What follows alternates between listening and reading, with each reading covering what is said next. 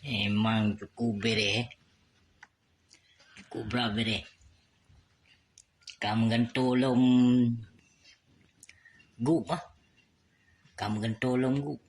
Baru 2 minggu diganto gup Jawa langsung di Pedong Bayangkara. Yang tujuan Bayangkaranya nakuh biang kedok Jawa. Yang tujuan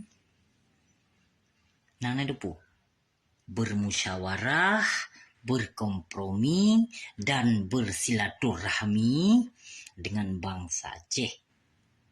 Tujuan pokok untuk melupakan butir-butir damai MOU Helsinki Syedram doa.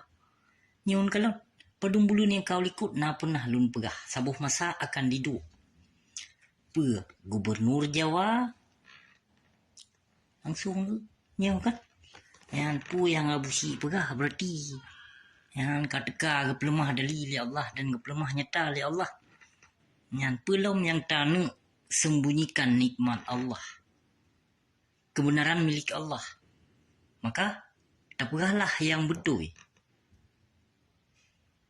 Dan kalau dalam tu apa yang abusi pegah kamu nyata. Kanyata jino yang bahwa sajih kamu ganto Gubernur Jawa. Tujuan pokok menyatukan bangsa Aceh dalam NKRI kembali.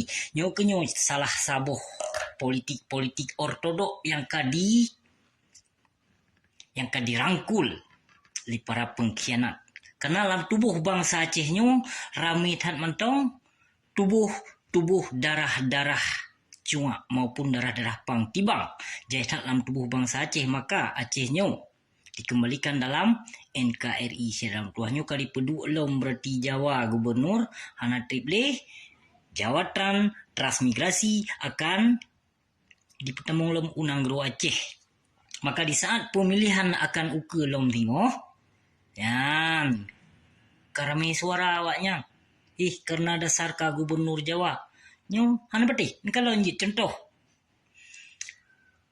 di Similu di Similu padung ribeboh di Pedong rumah transmigrasi Jawa alian dia CPD pijait hat kainu kat termasuk di ba Jawa du hana si da pegah di Aceh nyo di Aceh ji yang berokon di Aceh PD hana ino got hajai ka di Aceh PD Syedram tuah nyo kenyo tujuan pokok Syedram tuah maka menyohana telawan li kita nyota bangkit kembali perjuangan indah tu Acehnya akan bertambah harus